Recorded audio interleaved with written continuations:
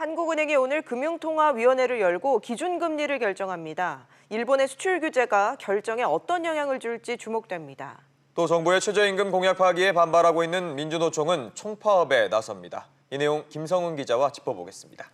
자, 김 기자. 네. 우선 금융권에선 한은의 금리 결정에 대해서 어떤 전망 나오고 있습니까? 네, 미 연방준비제도의 제롬 파월 의장은 이달 말 금리 인하를 시사하면서 한은도 금리를 낮출 수 있다는 전망이 우세한데요. 예. 다만 그 시기에 대해서는 이번 회의가 될지 아니면 다음 달이 될지 전문가 사이의 의견이 엇갈리고 있습니다.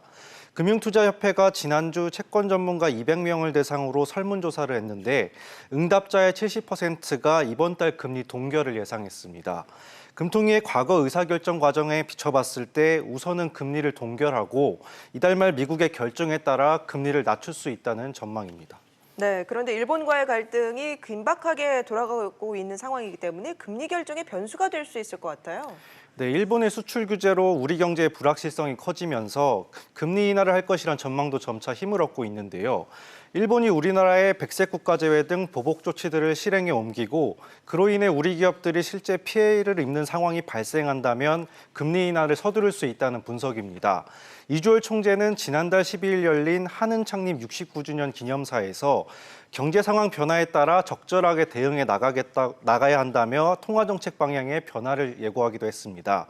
여기에 지난 5월 금통위에서 조동철 의원이 금리를 내려야 한다고 소수 의견을 냈고 신인석 의원도 인하 의견을 내겠다고 예고한 상황이라 전격적으로 금리 인하가 이뤄질 수도 있습니다. 네, 좀 다른 소식도 알아보죠. 민주노총이 총파업에 나선다면서요? 네, 민주노총은 오늘 총파업을 벌입니다. 각 사업장에서 4시간 파업에 나서고 오후에는 여의도 국회 앞을 비롯해 전국 각지에서 집회를 열 계획입니다. 예. 민주노총은 정부의 최저임금 10,000원 공약 파기에 강하게 반발하고 있는데요. 지난달 15일에는 항의 표시로 최저임금위원회에서 민주노총이 추천한 근로자위원 4명 전원이 사퇴하기도 했습니다. 이 밖에 민주노총은 이번 총파업 대회에서 비정규직 철폐와 노동기본권 쟁취 등을 구호로 내걸었습니다. 네, 민주노총뿐만 아니라 노동계의 반발이 커지고 있죠. 네, 민주노총에 이어 어제 한국노총 추천 최저임금위원회 근로자위원 5명도 전원 사퇴했습니다. 한국노총은 내년도 최저임금 인상률에 대해 공익위원 측이 합리적인 근거를 제시하지 못하고 있다며 반발하고 있는데요. 정부가 최저임금위원회를 사회적 합의에 대한 구색 맞추기로 활용하고 있다고 비판하기도 했습니다. 한국노총은 또 국회에서 탄력 근로제 단위기간 확대가 이뤄진다면 전면 투쟁에 나설 수도 있다고도 말했습니다.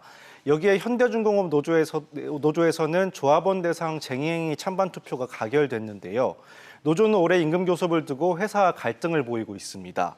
현대중공업 노조는 당장 오늘 민주노총의 총파업에 동참할 수도 있습니다. 알겠습니다. 김 기자 얘기 잘 들었습니다.